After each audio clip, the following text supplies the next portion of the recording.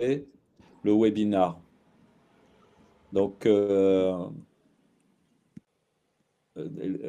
tout le monde doit pouvoir nous entendre. Est-ce que pour les personnes qui sont déjà arrivées, Euriel, Isabelle, Marjorie, Sabrina, Marlène, Isabelle, est-ce que vous nous entendez? Est-ce que vous voyez les slides?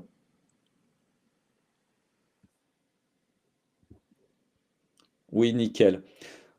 Nathalie, c'est à vous, je vous laisse.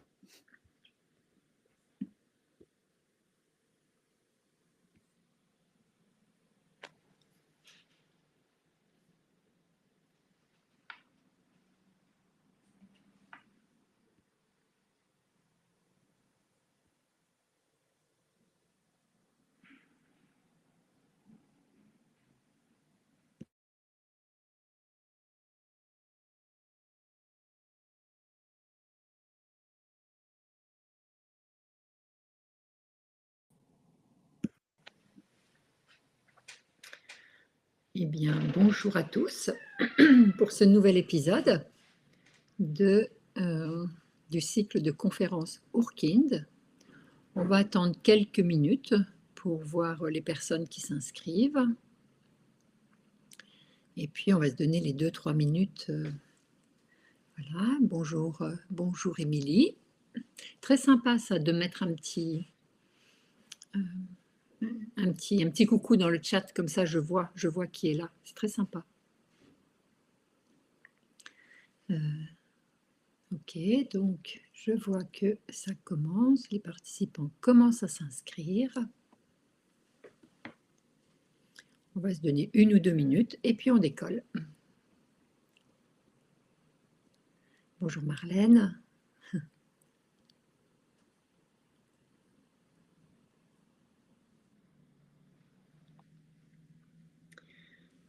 Oui, ben voilà déjà un mois que nous nous étions rencontrés et puis sur cette même plateforme. Et aujourd'hui, nous allons avancer. Il va y avoir des choses peut-être que si vous étiez là la dernière fois, que vous avez peut-être déjà entendues, mais on va voir également des choses très différentes. Donc, pour plus de bandes passantes, ce que je vais faire, je reviendrai en caméra tout à l'heure pour les questions, mais pour avoir plus de confort dans la bande passante, je vais passer avec juste une image, mais vous allez continuer d'entendre ma voix, bien sûr. Voilà, c'est parti. Donc, ce cycle de conférences, Urkind, qui me tient à cœur, hein, nous sommes dans l'épisode 2, et la santé mentale parentale, une approche holistique. Ça veut dire quoi, holistique? On l'entend un petit peu partout, on l'entend un petit peu à toutes les sauces, excusez-moi si je m'exprime ainsi. Mais la santé mentale, une approche holistique, ça vient du mot grec qui veut dire holos, qui veut dire le tout. Et pour bien expliquer, j'ai lu un petit article la dernière fois qui m'a beaucoup amusée. C'était des médecins chinois qui regardaient travailler les médecins en France. Enfin, la santé chinoise qui regardait la santé en France. Et ce qu'il disait, il y avait un petit clin d'œil humoristique, il disait, mais en France, vous avez plein d'experts. Et vous, c'est extraordinaire ce que vous savez faire. Parce que, prenons l'hypothèse d'un éléphant, vous avez un spécialiste de la queue de l'éléphant, un spécialiste du pied de l'éléphant, un spécialiste de la trompe de l'éléphant. Votre problématique, disait l'article, c'est que en France, dans votre façon de regarder les choses, tous ces experts n'ont jamais vu un éléphant en entier. Et ça m'a amusée. Et donc, ça représente bien les choses. Donc là, on va essayer d'avoir une approche holistique, de regarder ensemble tout ce qui touche la santé mentale, tout ce qui constitue en même temps la santé mentale du parent. Je me représente un petit peu rapidement sur qui suis-je. Hein. Donc je suis Nathalie Piquet, je suis sage-femme, je suis gestalt thérapeute et je suis créatrice du concept Urkind, Et puis, j'espère, quand je dis auteur, j'espère que nous allons recevoir ce premier petit livre qui va arriver fin novembre et vous serez les premiers informés pour vous raconter l'histoire de ce petit livre dont le titre est La légende de l'Ourkinde. Mon énergie de vie. En fait, la psychanalyste Gisèle Harus-Révidi déclarait dans l'un de ses ouvrages « Chacun théorise depuis le lieu de sa propre enfance ». Eh bien, j'échappe pas à cette règle, hein. Ce qui m'intéresse profondément chez le bébé, c'est l'adulte en devenir. Pour ma part, un petit peu de mon histoire personnelle pour me mettre en lien avec vous, je suis née d'une maman en deuil et en dépression du postpartum. Elle n'a reçu aucune aide au niveau psychique. Cette étape m'a suffisamment imprégnée, tout bébé, pour que j'en fasse une ligne de vie, celle d'étayer les mères et leur environnement. Quand je dis environnement, je pense en priorité, bien évidemment, aux pères, aux conjoints, aux compagnes. Et je vous rassure tout de suite, un webinaire leur sera consacré. Mon positionnement aujourd'hui, c'est transmettre. Cet automne, j'ai pris la décision d'arrêter mon activité professionnelle. Pour autant, j'ai très envie de garder le lien avec vous, ce qui explique ce cycle de conférences. Parce que la flamme de transmettre, ce que les femmes, les couples, les bébés m'ont appris, elle est présente plus que jamais. Donc si au cours de ce webinaire, ma vision du monde périnatal vous touche, n'hésitez pas, contactez mon équipe. Ensuite, je continue, voilà. Je voudrais déjà planter le décor. Avant de faire connaissance avec vous, je voudrais planter le décor. C'est appréhender les éléments d'une histoire de vie. Il y a un biais chez la femme enceinte, chez la jeune maman, chez le jeune père. Il y a un biais qui est que chaque femme enceinte, c'est un ancien nouveau-né convoqué à l'histoire de sa propre naissance. C'est Monique Bydlowski qui dit ça. La plongée en maternité, ça fait traverser une période de bouleversement psychologique et émotionnel profond. Monique Bydlowski nomme ce que j'imagine tout le monde connaît, nomme ces événements, la transparence psychique. Ce concept de transparence psychique, ça décrit la réactivation de souvenirs corporels et émotionnels profondément enfouis. C'est ça qui lui fait dire que la femme en devenir est un ancien nouveau-né, convoqué à l'histoire de sa propre naissance. Parce que pendant cette période, les femmes, bon gré mal gré, se reconnectent à leur passé et à leur histoire familiale de manière spontanée. Alors bien sûr, si ça a été la petite maison dans la prairie, quelque chose de très joli, à ce moment-là, ça fait baigner dans un bain de sécurité. Mais ce n'est pas toujours le cas. Parce que les figures parentales, qu'elles soient présentes ou absentes, prennent ou reprennent une importance inédite dans la vie de la femme enceinte. Donc, c'est des empreintes psychiques qui sont douces ou douloureuses, mais qui créent une nouvelle dynamique intérieure. Winnicott, lui, ce qu'il dit, c'est la maternité, c'est l'ouverture de la crypte de la mémoire du corps. Et ça veut dire quoi? Ça veut dire qu'il y a des sensations archaïques, des émotions primaires, des expériences de vécu archaïques, oui, très anciennes, comme ma naissance, la première tétée, les regards qui m'ont portée. Tout ça, il n'y a pas je dirais, de mémoire corticale, mais on a une mémoire corporelle de tous ces événements-là. Et c'est pour ça que, là, cette fois-ci, c'est Cyrulnik qui dit « ce sont des souvenirs sans mémoire corticale, mais il y a bien une mémoire corporelle. » Alors, donc là, j'ai démarré un petit peu sur les chapeaux de roue, mais j'aimerais bien faire connaissance avec vous. Si vous pouvez me marquer dans le chat, ça, ce serait super. Votre profession, votre exercice, parce que moi, je vois juste une ligne de nom, mais bon, la dernière fois, vous étiez beaucoup. Mais, et j'aimerais bien savoir, dans votre pratique, comment vous faites pour mettre ensemble les informations, tout ce que vous recevez lors d'un entretien, lors d'une discussion toutes les informations concernant la santé mentale parentale.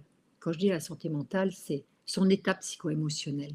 Comment vous synthétisez toutes ces informations pour vous en rappeler après, et puis pour les partager, ces informations, et de façon éthique si possible.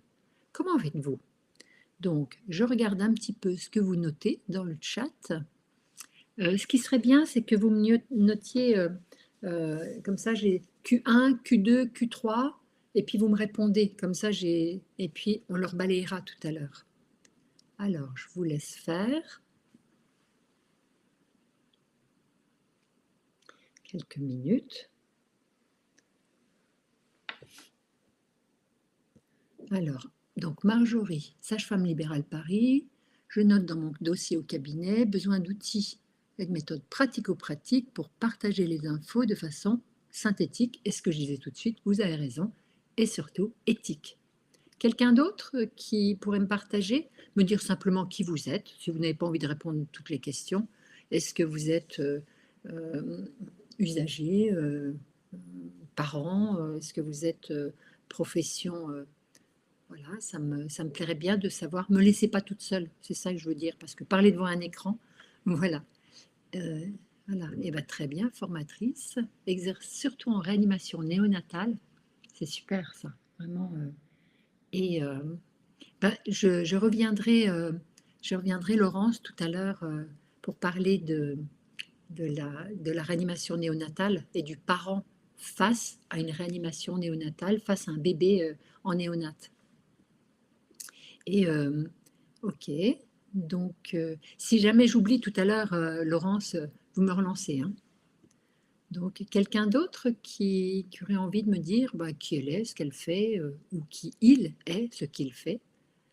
Comme ça me permet un petit peu de faire le point avec vous.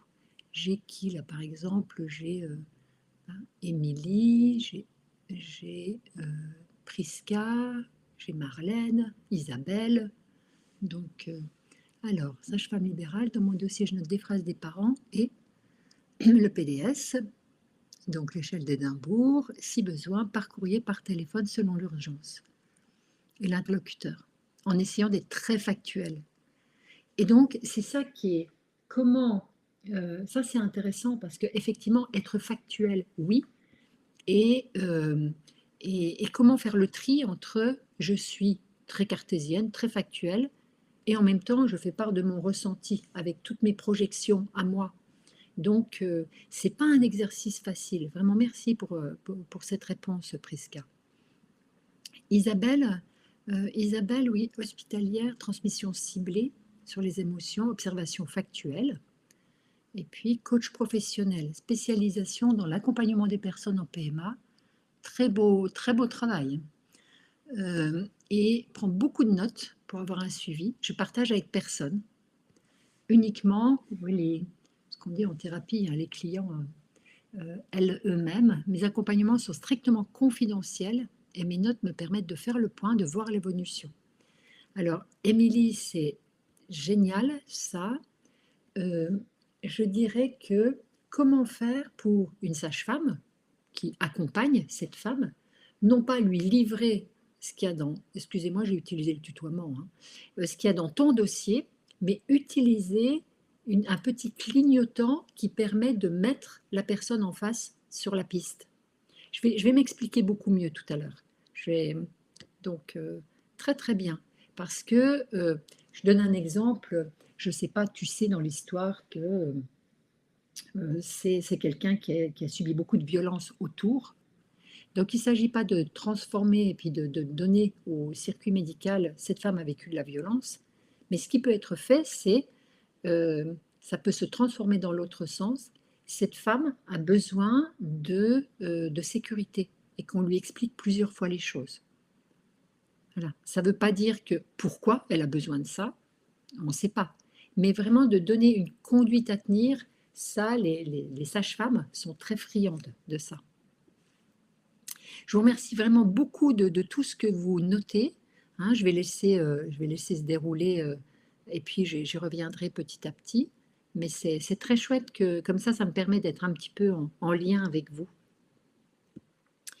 Ce que je vais faire, je vais vous faire travailler.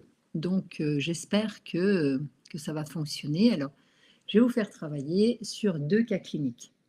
Donc, vous allez répondre dans le chat si vous voulez bien, et puis celles qui répondent pas, bon, c'est pas bien grave, quoi. Mais j'aimerais bien avoir quand même quelques remarques dans le chat. Je vais vous parler de Lou et de Mélanie. Et justement, c'est, je ne sais plus qui disait tout à l'heure, je parle de mon ressenti, c'était Prisca. Eh bien là, sur l'idée, l'image, enfin, le cas clinique de Lou et le cas clinique de Mélanie, c'est quoi votre ressenti? Comment, vous savez, on dit souvent quand nous, entre sages-femmes, parfois on se dit fais gaffe, celle-là je la sens pas. C'est ah, il y a un truc, il y a voilà. Est-ce que vous sentez quelque chose de cet ordre-là? Et c'est pas facile à mettre en mots. Et puis, je voudrais que vous notiez de façon plus cartésienne quel élément en particulier attire votre attention, si, si vous voulez bien. Donc, alors, ce que je suis en train de... Eh bien, on va imaginer, alors pour celles qui en sont, celles ou ceux qui sont familiers de ça, c'est, vous imaginez, vous êtes à un staff, on ouvre un dossier et puis on vous raconte l'histoire de Lou. Ce que j'aimerais bien, c'est que vous notiez votre ressenti et les éléments en particulier qui attirent votre attention. Merci pour l'étudiante en psychologie intéressée par la périnatalité. Super. Merci beaucoup. Donc, ça continue un petit peu. Alors, donc, ouvrez bien vos oreilles. Et puis, je vous le fais en direct parce qu'un dossier, quand on le lit, ou quand quelqu'un l'amène à un staff, ou quand vous allez le balayer, ça va aller aussi vite que ce que je le fais.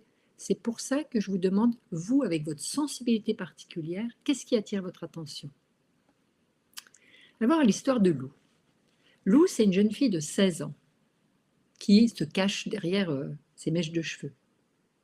Son copain est parti au début de la grossesse, mais selon Lou, pas grave, il n'était pas intéressant. Lou dit que l'accouchement a été difficile, mais ça reste le plus beau jour de sa vie. La petite Kim a 2 mois, c'est le plus beau bébé du monde selon elle. Elles vivent ensemble chez la maman de Lou et les fins de mois sont souvent très très difficiles. Mais ce qui est sympa, c'est que tout le quartier prend des nouvelles. Et puis quand elle a un coup de cafard, les copines sont sur les réseaux, même la nuit. Lou se dit très stressée pour donner le bain et pour le biberon. Elle a toujours peur de faire du mal à Kim. Elle ne voit plus son père depuis qu'il ne s'est pas conduit comme un papa quand elle avait 8 ans. Je la cite. Hein. Mais sa maman géniale l'a bien défendue, elles sont parties habiter ailleurs. Ça laisse quand même, dit Lou, des souvenirs bizarres dans la tête. Pendant la grossesse, la sage-femme de PMI a été géniale et maintenant la puéricultrice est géniale aussi. Ça demande comment savoir si elle a tout ce qu'il faut pour être une bonne maman. Donc, quel est votre ressenti? Je veux bien que vous m'écriviez Lou et puis vous m'écrivez votre ressenti. Et puis, qu'est-ce qui d'un seul coup, hop, ça fait tilt chez vous par rapport à votre expérience professionnelle? Hop, je vois que ça écrit. On va attendre. Parce que ça, c'est intéressant d'avoir... je vous ai quand même donné beaucoup d'informations.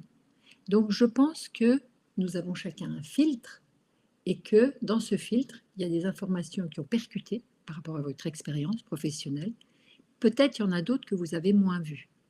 Mais je veux bien donc savoir des choses. Donc, je vois que quelqu'un écrit, je vais attendre. Et je vous invite, parce que ça va permettre, si vous voulez, de faire le point entre nous sur votre expérience professionnelle, sur votre expertise, et puis sur le biais. Alors, Marjorie écrit, c'est une ado, facteur de risque, il n'y a pas de papa, antécédent d'abus. Oui, on peut se douter quand elle dit qu'il ne s'est pas conduit comme un papa. Et puis, qu'est-ce que... je ferai un suivi PMI attentif. Isabelle, Lou est fragile, antécédent de violence sexuelle, on pourrait imaginer rupture familiale, mais vous avez raison, elle adhère.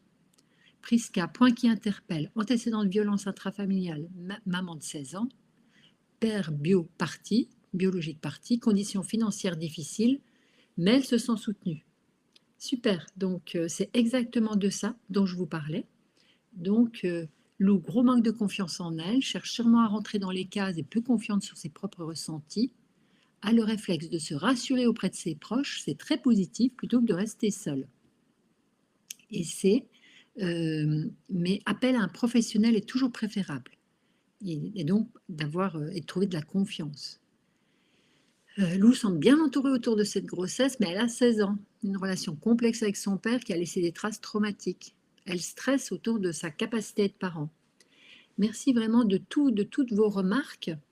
Et nous, ce qu'on va faire, je vois encore que quelqu'un écrit, ce que je vais vous proposer tout à l'heure, c'est de faire une image, de transformer toutes vos remarques en une image pour pouvoir appréhender tout de suite l'environnement de cette maman. Mais bien évidemment, tout ce que vous notez, moi aussi je l'ai repéré.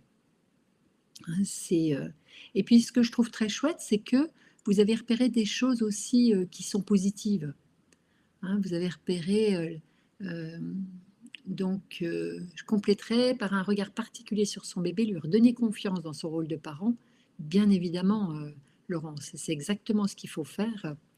Et vous avez repéré des choses comme quoi elle est bien entourée, elle se sent soutenue, et on reste inquiète hein, par rapport à cette petite jeune fille.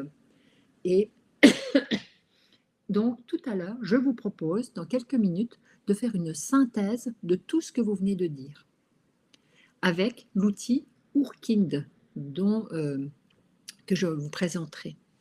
Là, je vous fais la même chose pour Mélanie. Comme ça va nous permettre de comparer les deux histoires. Alors, pour Mélanie, c'est une jolie jeune femme de 30 ans qui apparaît épanouie et sûre d'elle. Elle vit en couple, elle est avocate, son conjoint a un bon emploi, le couple n'a aucun souci, on s'en doute, aucun souci financier. Le jeune couple a été très heureux à l'annonce de la grossesse, même si le postpartum lui paraît quand même un truc hyper compliqué. Elle a accouché d'une petite Romy il y a 2 mois aussi, c'est son premier enfant. Elle a été surprise parce qu'elle imaginait un garçon. Donc, elle le dit comme ça. Elle dit, quand on lui parle de l'accouchement, elle dit que l'accouchement s'est passé. Et on lui a dit que c'était normal. Bon, donc elle dit, puisqu'on m'a dit que c'était normal. Mélanie, c'est quoi sa plainte? Elle se plaint d'insomnie de façon récurrente et a déjà consulté plusieurs fois à ce sujet. Le bébé se réveille pour la tétée de 3 heures et se rendort, mais Mélanie ne peut pas retrouver le sommeil jusqu'au matin. Elle a entendu que c'était normal de s'inquiéter pour sa nouvelle vie et que ça allait passer. Elle déclare elle-même qu'elle ne se sent pas du tout stressée. Elle a peu d'amis à qui se confier, mais bon, elle a l'habitude de ça. Dans son histoire, elle connaît ses parents biologiques, mais ils n'étaient pas aptes à élever un enfant. Elle a grandi auprès de plusieurs familles d'accueil, mais n'a jamais été vraiment adoptée. Par contre, elle n'a aucune confiance dans les professionnels qui l'entourent. Ça demande comment bien faire pour qu'un bébé arrête de pleurer.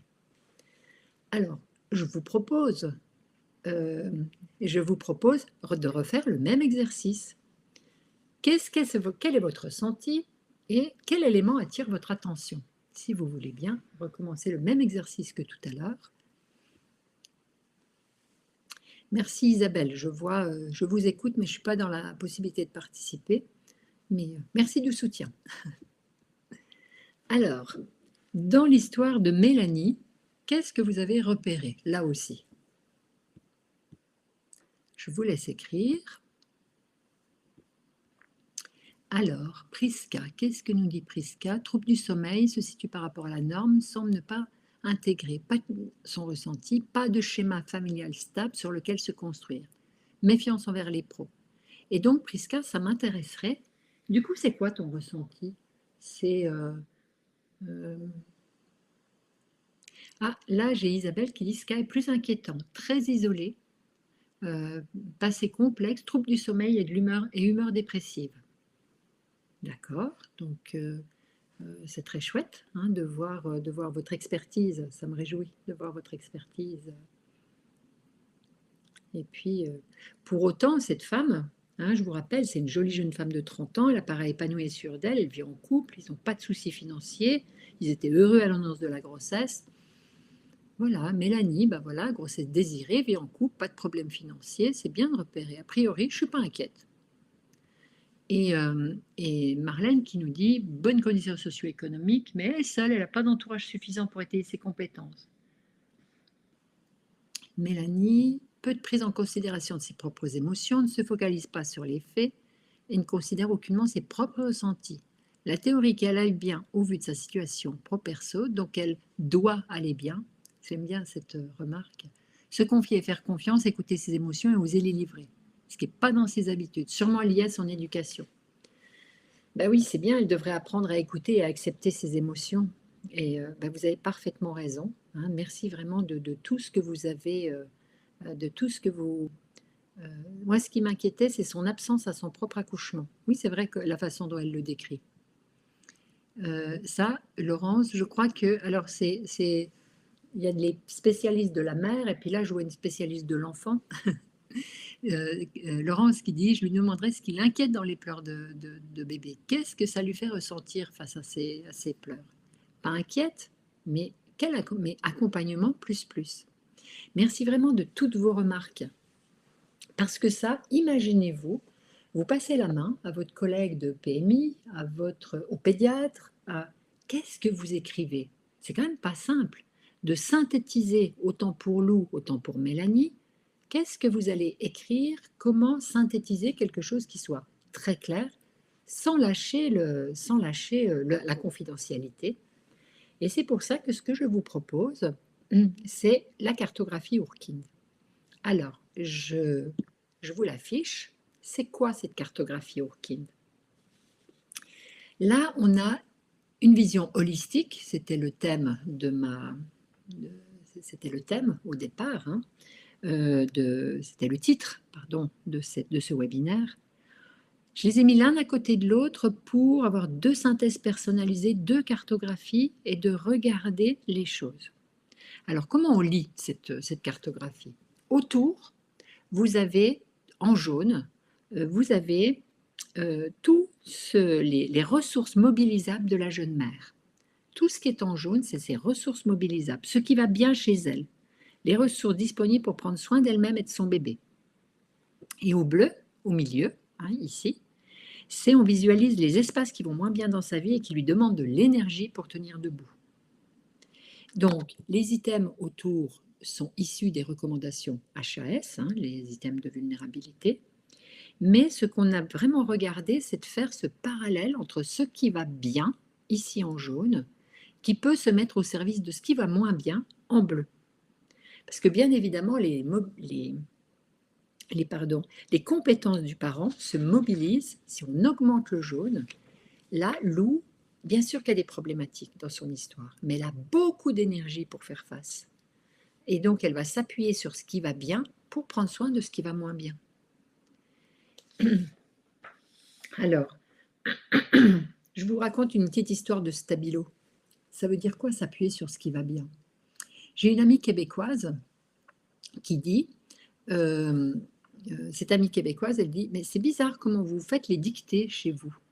Les dictées parce que, elle dit, moi, quand vous soulignez en rouge le mot en rouge et dans la marge, vous mettez faute. Elle dit, moi, je suis étonnée parce que moi, je n'ai pas du tout vécu les choses comme ça. Moi, j'avais un maître, il prenait ma copie et il prenait un stabilo jaune et il stabilotait tous les mots justes. Et dans la classe, on faisait des concours à avoir le plus possible de mots justes. Je trouve ça extraordinaire parce que ce qui est intéressant, on est vraiment, moi la première, hein, formée sur symptômes, diagnostic, traitement. Mais pour autant, à quel moment on regarde ce qui va bien? Parce que ce n'est pas la même chose. C'est pas du tout la même chose d'essayer d'accompagner une petite Lou qui a plein de ressources par ailleurs, bah, ça va fonctionner.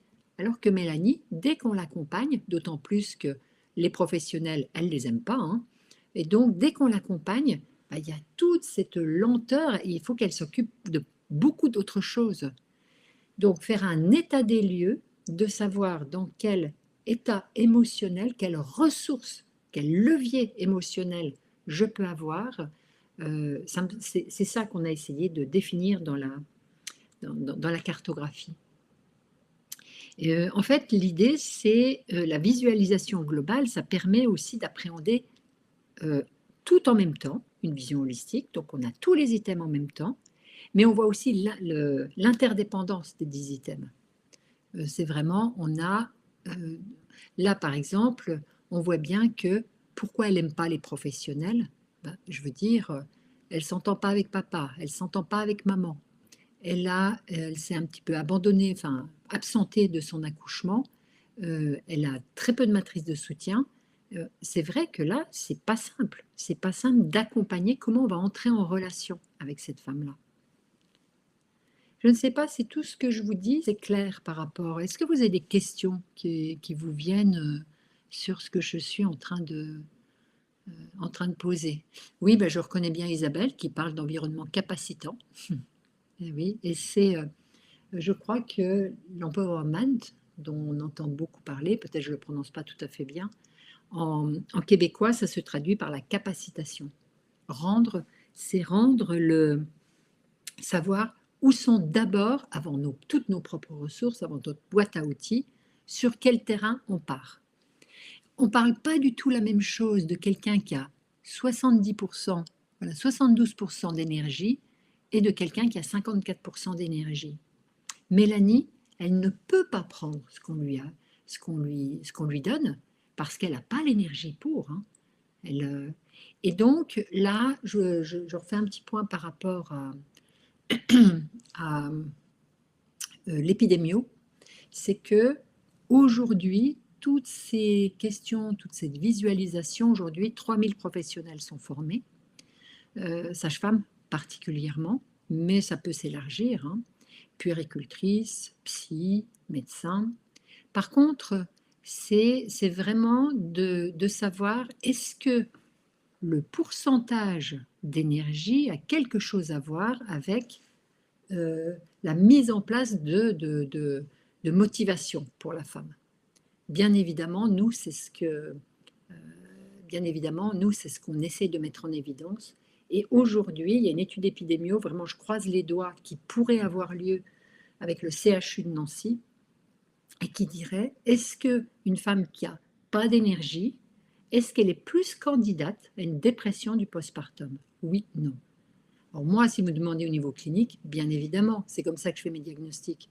Hein, mais par contre, c'est bien d'avoir une base, je dirais, clinique, mais l'idée, c'est vraiment d'avoir une base détayée avec une étude épidémio. Je lis Émilie qui dit « Je trouve que cet exemple est très utile parce qu'il met en évidence que quelqu'un qui va bien en apparence peut être finalement en souffrance et quelqu'un à qui on pourrait beaucoup s'inquiéter et peut-être même juger va en fait très bien s'en sortir car est pleine de ressources. » Merci Émilie, c'est un très beau résumé de ce de ce que je suis en train de dire. Très bien, c'est exactement ça.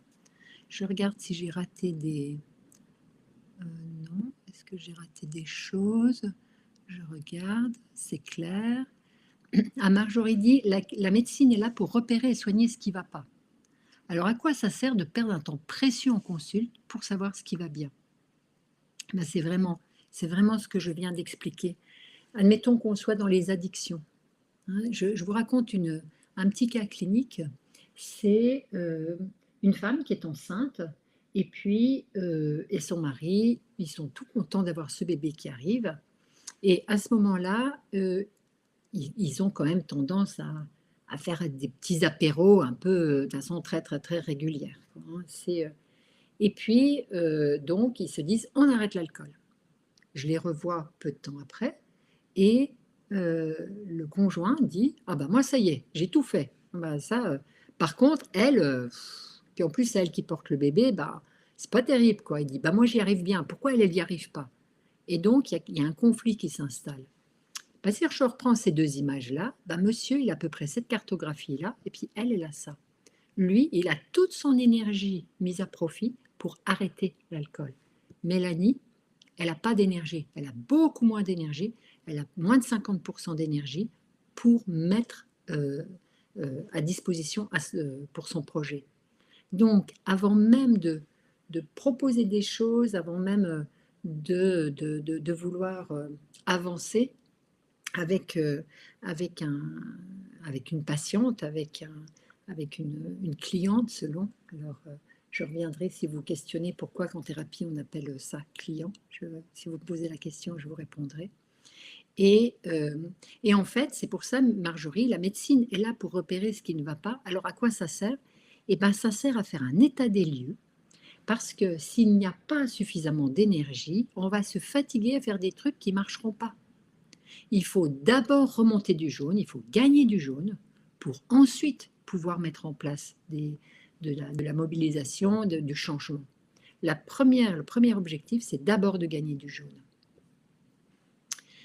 Donc, voilà un petit peu ce que je voulais vous dire par rapport à aujourd'hui.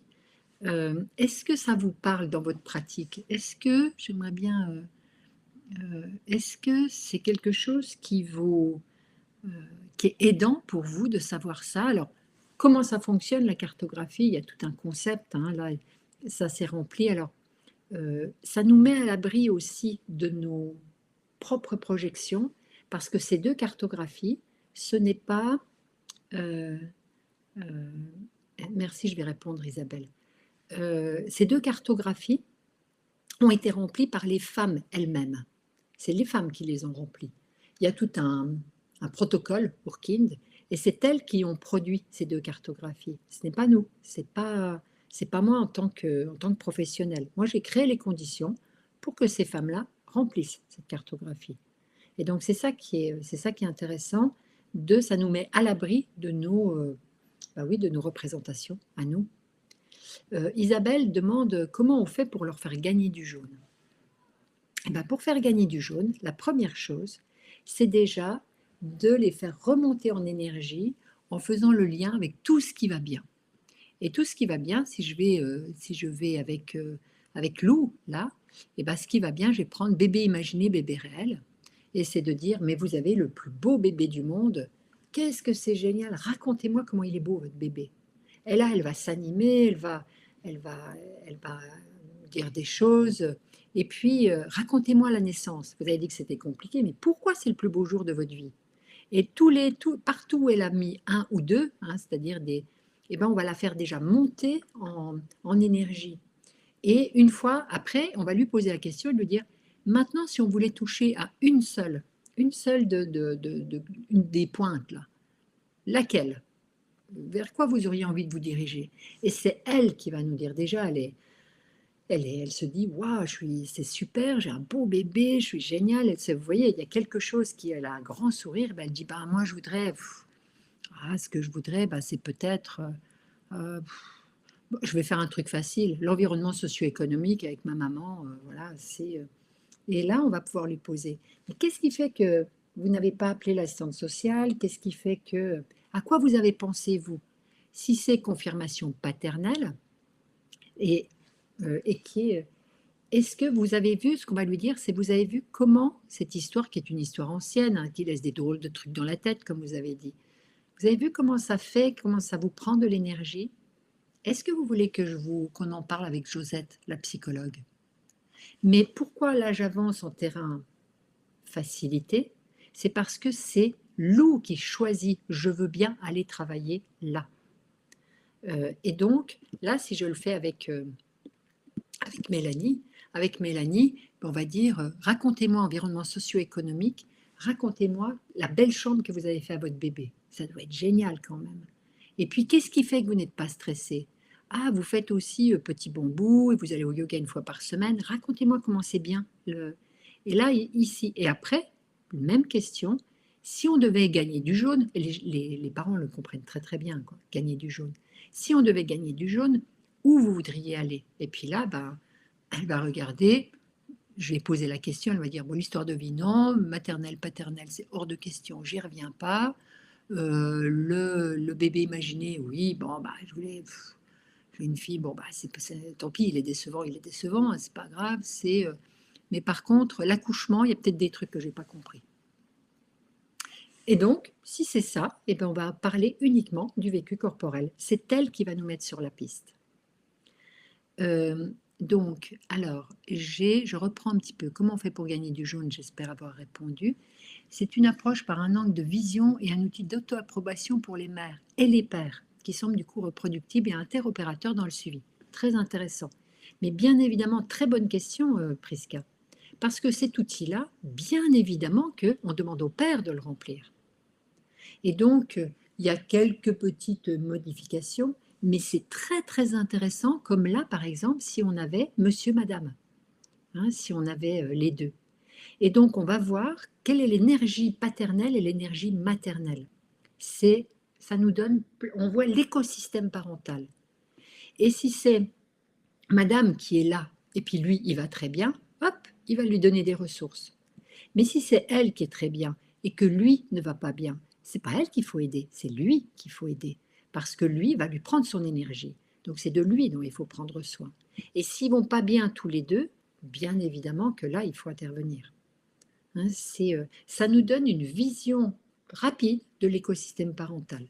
Et vous avez raison, Prisca, c'est que ça marche tout à fait avec les pères et en postnatal.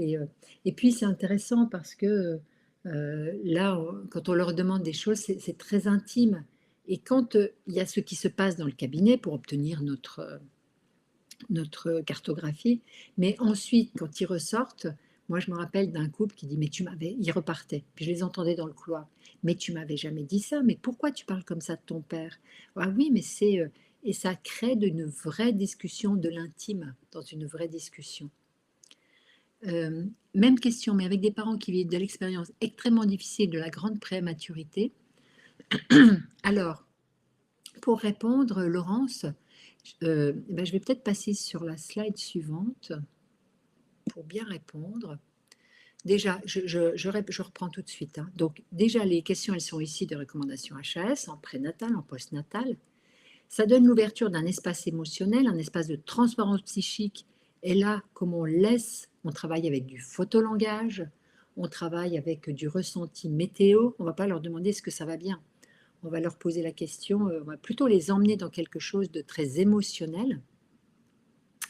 Et on va demander plutôt l'outil méthodologique, il ouvre sur le comment plutôt que sur le quoi. Ça veut dire quoi? Ouvrir sur le comment plutôt que sur le quoi. C'est pas qu'est-ce qui vous arrive, c'est comment vous le vivez. Parce que s'il dit, là on a vu vécu d'abus pendant l'enfance. C'est pas, donc ça c'est quoi? J'ai vécu des abus pendant l'enfance. C'est pas ça qui nous intéresse, parce que là sinon on va partir sur plein de projections. C'est comment je le vis aujourd'hui. C'est ça qui nous intéresse. Et là, le concept Urkind est basé là-dessus. Mais Prisca, j'avance un petit peu pour répondre à ta question. Alors, bien évidemment, alors Prisca, ça donne envie de ce scoring en séance postnatale et de le reproposer en entretien postnatal précoce. Je réponds à toutes ces questions-là. Juste, je vous lis ce qui est là. C'est d'abord la cartographie, elle se décline sous deux formes. Une cartographie Urkind papier qui permet une optimisation du temps soignant lors des entretiens, hein, et puis pendant le PP, pendant le PNP, pendant un entretien thérapeutique. Hein. Et si vous voulez transmettre, vous transmettez une transmission éthique des informations confidentielles. Parce que là, on ne sait rien de l'histoire de la femme. Et pour autant, pardon, je reviens là-dessus, si on lit, on sait beaucoup de choses. Donc, c'est livré, si vous voulez, quand on fait des synthèses, un petit logiciel qui fait les synthèses, et ces synthèses, il y a une explication qui dit voilà comment ça se passe. Mais l'idée, c'est vraiment que ça puisse se démocratiser et qu'à la vision, juste à la vue d'une cartographie, ça fasse une aide à la réflexion. Donc ça, c'est la version papier. Mais il existe aussi une version web appli qui est directement utilisable par le parent en préambule à une consultation. Je sais, vous n'avez pas de temps en consultation. Vous pouvez parfaitement envoyer donc là, on l'a travaillé un petit peu différemment, cette web appli. On fait faire aux parents un véritable voyage émotionnel. Et à la fin, donc, on va avoir cette cartographie et on va raconter aux parents, en psychologie positive, tout ce qui va bien dans son histoire. Et puis là, je réponds à la néonate. Donc, chaque cartographie est spécifique. Ça permet de faire une approche transversale parce que chaque cartographie est spécifique et s'adapte aux différents moments potentiels de l'expérience parentale. Déjà, nos formations, elles sont toutes des PC. Et croyez-moi, ce n'est pas une mince affaire aujourd'hui d'avoir des validations des PC. Mais ça couvre donc une cartographie spécifique pour le prénatal, une pour le postpartum ou pour le lien d'attachement, l'accordage parent-bébé, et on a, pour répondre, une cartographie spécifique pour la néonate, pour que les parents puissent remplir cette cartographie quand ils sont au chevet de leur bébé. On en a une aussi, c'est très récent là, le deuil périnatal, la santé sexuelle, parce que c'est vrai que il suffit de changer les items, mais le principe est toujours le même. On cherche à faire un état des lieux et ensuite à gagner du jaune. Et puis là, on a beaucoup de demandes, donc on est en train de travailler sur avoir une cartographie sur l'adolescence. L'adolescence, parce que l'idée serait de se dire qu'un ado qui a 40% de jaune, c'est un ado à risque de harcèlement, à risque d'échec scolaire, à risque pardonnez-moi, mais voire même de suicide. Voilà, c'est là, et ça permet de faire un état des lieux à grande échelle. Si on le fait avec une appli, une infirmière scolaire peut avoir les ados, on peut avoir à grande échelle. C'est pour ça que on est toujours en mouvement avec Urkind pour vraiment avancer et avoir de nouvelles stratégies. Alors, existe-t-il des études épidémiologiques sur Urkind? Là, actuellement, nous sommes dès qu'on veut faire de l'épidémio avec quelqu'un alors je ne suis pas un CHU, c'est quand même très, très, très compliqué. Et donc, là, je vous disais tout à l'heure, le CHU de Nancy-Brabois va très certainement mettre en place, on est passé tout juste l'année dernière, mais on n'a pas eu le budget à la dernière minute, j'espère que ça va passer cette année, sur faire une étude épidémio sur 800 femmes. Pour savoir en quoi la cartographie Urkind, est-ce qu'on peut savoir dès la grossesse si une femme est à risque de dépression du postpartum? Eh bien moi je dis que oui, parce que si elle n'a pas d'énergie à mettre à disposition pour mener à bien la grossesse, pour vraiment les premiers liens d'attachement, son corporel, si elle n'a pas d'énergie, bien sûr qu'elle est à risque. Et c'est ça que moi, je voudrais prouver. Bon, je croise les doigts. Et puis la deuxième chose, nous sommes en cursus pour passer de la cartographie Urkind en dispositif médical. Mais bon, ça veut dire que c'est sur 1 an, 2 ans, c'est 2 ans de travail pour obtenir un dispositif médical. Donc oui, Marjorie, on essaye, il faut donner ses lettres de noblesse. Bien évidemment que les usagers, les sages-femmes, les puères, les psys, quand ils l'utilisent, ils disent bah oui, c'est évident. Mais dès qu'on monte au-dessus et que ce ne sont plus des gens de terrain, il faut montrer patte blanche. Et c'est ça qu'on essaye, qu'on est en train de mettre en place. Voilà un petit peu tout ce que je voulais vous dire aujourd'hui. Et puis je vous dis, n'hésitez pas, vous voulez en savoir plus sur la cartographie Urkind, vous voulez avoir une conférence dans vos services et vous voulez vous former ou simplement nous faire part de vos remarques, n'hésitez pas, vous prenez rendez-vous avec mon équipe et puis là, on va pouvoir, donc toutes nos formations sont des PC, je vous le disais, et puis là, on va pouvoir vraiment travailler ensemble, autant pour que vous nous ameniez votre expertise à vous, et puis que nous, on vous amène notre propre expertise. Je dirais que la santé mentale, elle est trop importante pour qu'on ne travaille pas tous ensemble. Donc, n'hésitez pas, venez vous former et apportez-nous votre savoir, votre expertise. Donc, pas difficile, pour prendre rendez-vous, vous cliquez ici. Ou alors, tout au-dessus, là, vous avez aussi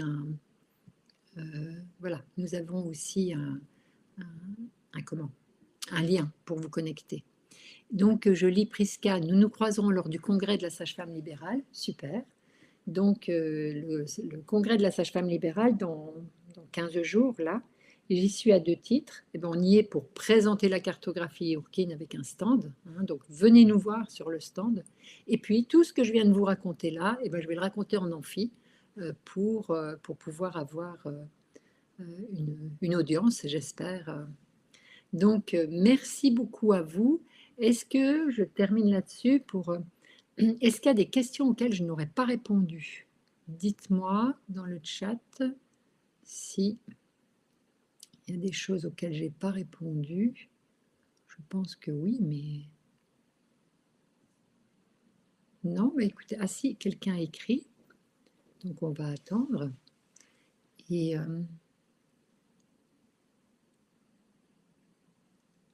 Ah, merci Isabelle. Donc, oui, c'était... ah oui, merci beaucoup de ce retour. Bah, justement, Isabelle, maintenant on a un peu avancé. Là, à l'époque, on avait c'était juste du prénatal. Maintenant, on a du postnatal, du deuil, de la santé sexuelle. Donc, eh bien, merci à vous. Bonne fin de semaine hein, également. Et puis, à la suite de ça, je vais transformer tout ce que je viens de vous dire en article. Et puis, bah, vous serez informés et on va vous envoyer cet article-là. Et puis, la prochaine fois, bon, bah, c'est en fonction, mais je suis très, très attachée à tout ce qui est la Gestalt. Peut-être la prochaine fois, je vous parlerai de ce qu'est la Gestalt au service de la périnatalité, puisque mon travail de thérapeute, c'est un travail en Gestalt. Je vous raconterai ça la prochaine fois. Eh bien, bon appétit à tout le monde et à très vite alors.